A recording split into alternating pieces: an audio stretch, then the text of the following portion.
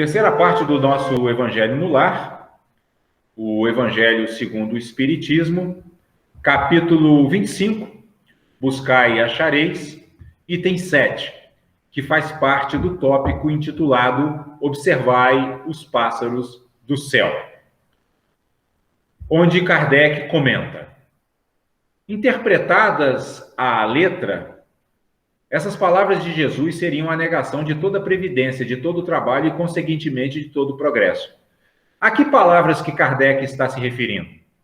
Ele está se referindo àquelas palavras que Jesus pronunciou no item 6 que nós estudamos na semana passada. Lembram? Quando Jesus diz, observai os pássaros do céu, né? Eles não ceifam nem colhem. E, no entanto, Deus os alimenta, né? E aí Jesus, concluindo esse ensinamento, ele diz que por que nós, seres humanos, então, nos preocupamos tanto com o que iremos vestir e com o que iremos comer no dia de amanhã ou no momento seguinte, né? Então, é isso que a essas palavras que Kardec está se referindo aqui, quando ele diz que, se nós interpretarmos essas palavras literalmente, elas seriam a negação de toda a previdência, de todo o trabalho e, conseguintemente, de todo o progresso.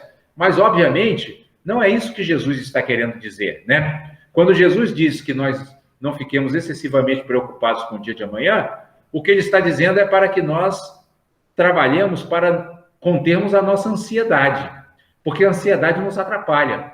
Vocês lembram que agora, na segunda parte, nós falamos sobre a atenção plena, né? Quando nós temos uma atenção plena ao que está acontecendo aqui e agora, nós ficamos em paz conosco mesmo.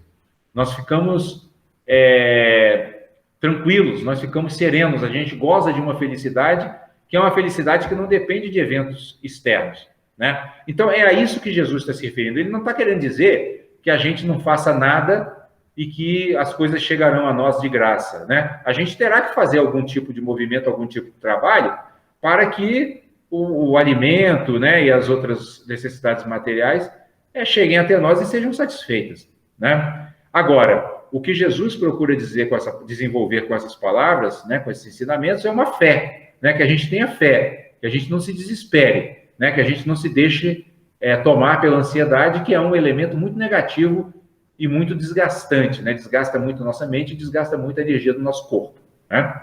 E aí Kardec segue ainda comentando essas palavras de Jesus, dizendo que, com semelhante princípio, ou seja, se nós interpretássemos essas palavras de Jesus literalmente, o homem limitar-se-ia a esperar passivamente. Suas forças físicas e intelectuais conservar-se-iam inativas.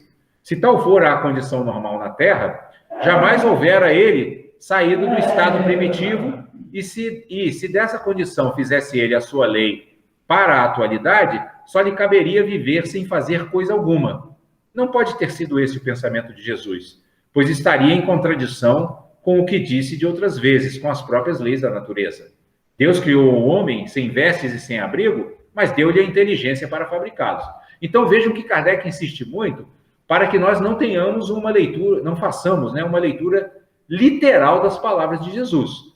Porque uma leitura literal dessas palavras de Jesus, quando ele diz que a gente não deve se preocupar com o dia de amanhã, nos levaria a uma passividade que seria a negação do progresso, né? O que traz o progresso é justamente a nossa participação ativa na vida. Só que o que Jesus está querendo dizer é que a gente participe ativamente da vida, mas sem uma preocupação excessiva, sem uma ansiedade. A gente deve ter uma atividade intensa, mas não uma atividade que faça com que a nossa mente não fique, com que a nossa mente se desprenda do momento presente.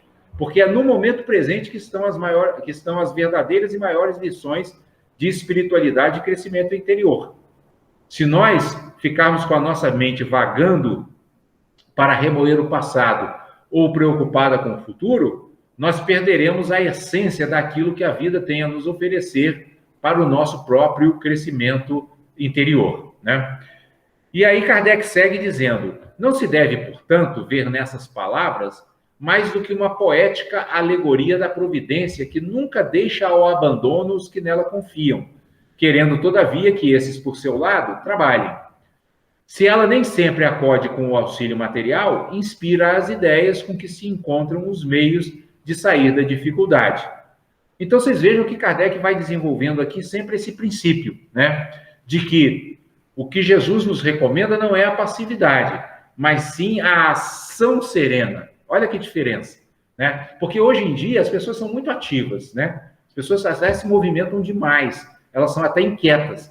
E o que Jesus está dizendo, assim, é que a gente não tenha inquietudes, né? Que a nossa ação não seja motivada pela inquietude, mas sim pela clareza do que precisa ser feito no momento, né? É que a gente tenha uma mente lúcida, capaz de detectar o que é necessário fazer agora e simplesmente faça, sem se encher de preocupações e ansiedades.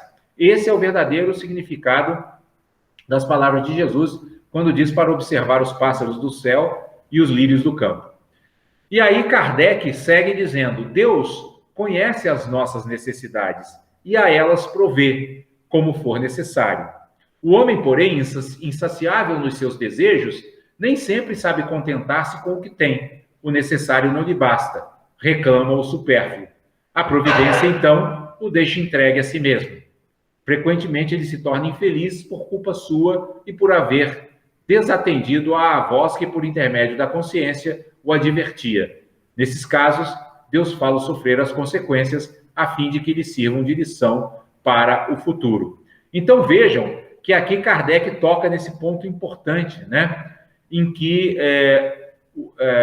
nós precisamos exercitar uma mente que seja capaz de discriminar desejos de necessidades.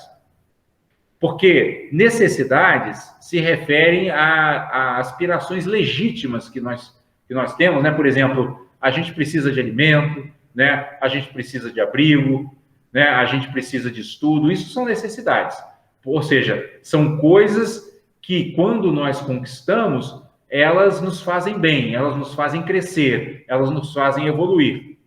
Agora, já os desejos, eles são muitas vezes meros caprichos, que às vezes até fazem mal, né? Na área da alimentação, então, isso aí é muito comum, né? A gente, muitas vezes, tem o desejo de comer coisas que não são nutritivas, né? Que fazem mal, que engordam, que causam diabetes, que causam... como é que se chama aquilo? Colesterol, né? Enfim, tudo isso são desejos. O praticante espiritual, ele tem que ter muita clareza para discriminar necessidades de desejos, né? Porque Kardec nos alerta aqui, né, que muitas vezes a gente, desejando mais do que necessita, a gente acaba gerando um karma negativo. E aí acaba sendo vítima de carência. A carência, muitas vezes, ela deriva do excesso dos nossos desejos, né? Por querer demais, a gente acaba tendo menos. Tem até um provérbio chinês muito interessante, que ele diz assim, né? Aquele que nada deseja, tudo possui. É uma frase para refletir. Aquele que nada deseja, tudo possui. Por quê? Porque ao não estar tomado pelo desejo, ele tem uma mente clara que identifica quais são as necessidades, né? E o homem que consegue, né, o ser humano que consegue simplesmente trabalhar para a satisfação de necessidades e não de desejo, ele se torna simples. E o que é a simplicidade? A simplicidade é a economia de energia. Por quê? Porque simplicidade significa fazer apenas o necessário, não se desgastar com coisas inúteis, né? E aí, no item 8, Kardec diz, né? Kardec segue dizendo, né? A Terra produzirá o suficiente para alimentar a todos os seus habitantes quando os homens souberem administrar segundo as leis da justiça, de caridade e de amor ao próximo, os bens que ela dá. Quando a fraternidade reinar entre os povos, como entre as províncias de um mesmo império, o momentâneo supérfluo de um suprirá a momentânea insuficiência do outro, e cada um terá o necessário. O rico, então, considerar-se-á como um que possui grande quantidade de sementes e que, se as espalhar, elas produzirão pelo cêntuplo para si e para os outros. Se, entretanto, comer sozinho as sementes, se as desperdiçar e deixar que se perca o excedente do que haja comido, nada produzirão e não haverá o bastante para todos. Se as amontoar no seu celeiro, os vermes as devorarão. Daí o haver Jesus dito: não acumuleis tesouros na terra, pois que são perecíveis. Acumulai-os no céu, onde são eternos. Em outros termos, não ligueis aos bens materiais mais importância do que aos espirituais, e sabeis sacrificar os primeiros aos segundos. Então vejam que aqui Kardec reforça um ponto super importante. Qual é a prioridade da vida? O desenvolvimento espiritual, a evolução espiritual. Nós encarnamos no mundo para crescer espiritualmente. Então, nós não deveríamos sacrificar a evolução espiritual às aspirações materiais, mas sim o contrário, fazer com que todos os bens materiais funcionem a serviço da nossa evolução espiritual e da evolução daqueles também a quem a gente puder ajudar, a quem a gente puder apoiar. Porque muitas vezes nos sobra, né? Muitas vezes a gente pode apoiar as pessoas materialmente e espiritualmente, né? E Kardec também fala uma coisa super importante aqui, né? Que hoje nós só temos carência e pobreza na Terra, no planeta, porque o homem não consegue se reger pelo princípio das leis de justiça e de caridade, né? Hoje nós ainda temos um egoísmo prevalecendo, né, entre a humanidade, o que faz com que alguns países e alguns homens tenham muito e outros não tenham nem o necessário, nem o mínimo, né, para sobreviver. Então, esse ponto é um ponto no qual ainda a humanidade precisa caminhar muito, né, para que haja um equilíbrio e para que as riquezas, não só materiais, mas também culturais, intelectuais e espirituais, sejam mais bem distribuídas, né? E Kardec conclui, né, o ensinamento e o seu comentário dizendo que a caridade e a fraternidade não se decretam em leis. Isso é um ponto interessante. Não adianta decretar, agora vocês vão ter que ser caridosos. O Congresso promulgou uma lei, tem que ser caridoso. Não existe isso. Né? Como que isso vai acontecer? Aí Kardec diz: se uma e outra não estiverem no coração, o egoísmo aí sempre imperará. Cabe ao espiritismo fazê-las penetrar nele. Inclusive, a gente percebe, né, que muitas vezes o Congresso Nacional promulga leis interessantes, leis bastante justas, mas o que acontece? As pessoas não cumprem. Porque é simples, não cumprem por quê? Porque não está no coração, né? Não existe uma motivação, né, interna para praticar. E é por isso que Kardec está chamando a atenção, né? Que só o que vai nos fazer realmente viver num espírito de justiça, de caridade, de amor, é o crescimento interior dos seres humanos, né? E é aí que as religiões têm um papel importante, né? É aí que o espiritismo tem um papel importante, no sentido de estimular os seres a, através da prática espiritual, se purificarem do seu egoísmo, né? Se purificarem da sua inveja, do seu orgulho, né? Enfim, da sua luxúria, de todos esses que são chamados, né, como lembrou Mateus aqui, pecados capitais, né? Só quando o ser humano se libertar disso é que então nós teremos realmente a caridade e a fraternidade praticadas no planeta sem necessidade de leis, né? Quando a humanidade realmente evoluir, nós teremos menos leis e mais ações, né? Porque o ser humano ele terá esse impulso, né, de ajudar, né, esse impulso de se alegrar com a alegria do outro, né? Esse impulso de querer diminuir o sofrimento e a aflição onde eles existam.